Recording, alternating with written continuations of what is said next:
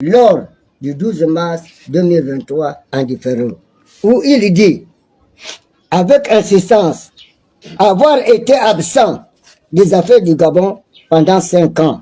Pourtant,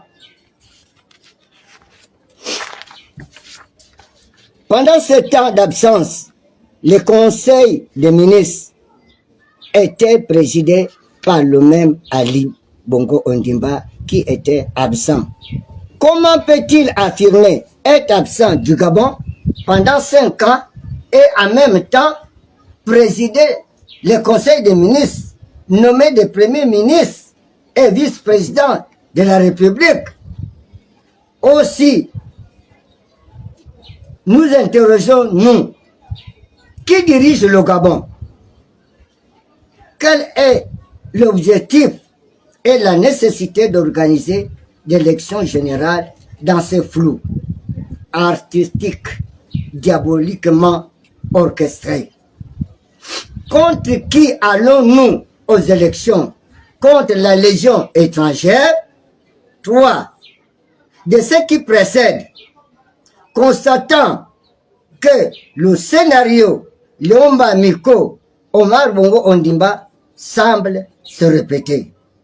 Considérant le double AVC d'Ali Bongo Ondimba, qui a affecté considérablement et profondément ses capacités cognitives, physiomotrices et physiques, confirmées par des images vidéo de ces derniers déplacements à Londres et à l'Élysée.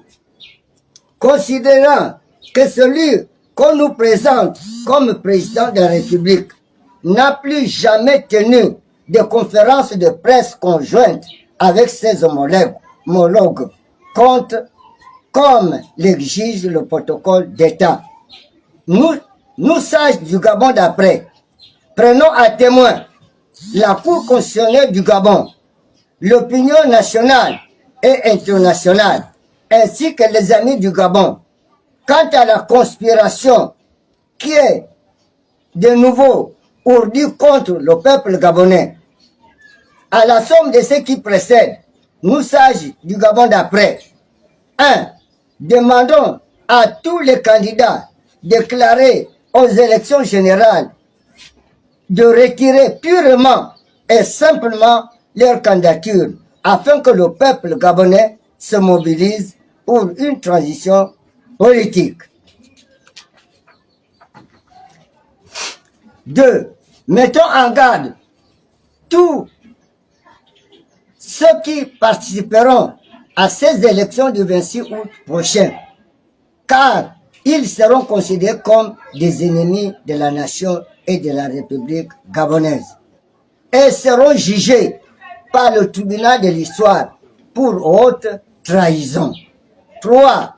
Demandons aux forces de sécurité et de défense de manifester un sursaut patriotique en accompagnant le peuple gabonais dans l'activation de cette transition, tout en dénonçant la Légion étrangère militarisée. 4.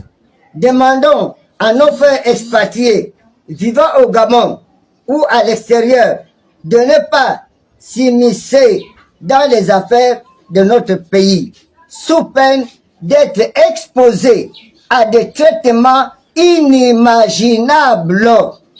Les sages du Gabon d'après tiennent à féliciter les notables de la République pour leur arrimage au processus de mise en œuvre de la transition politique au Gabon et les encourage à y tenir.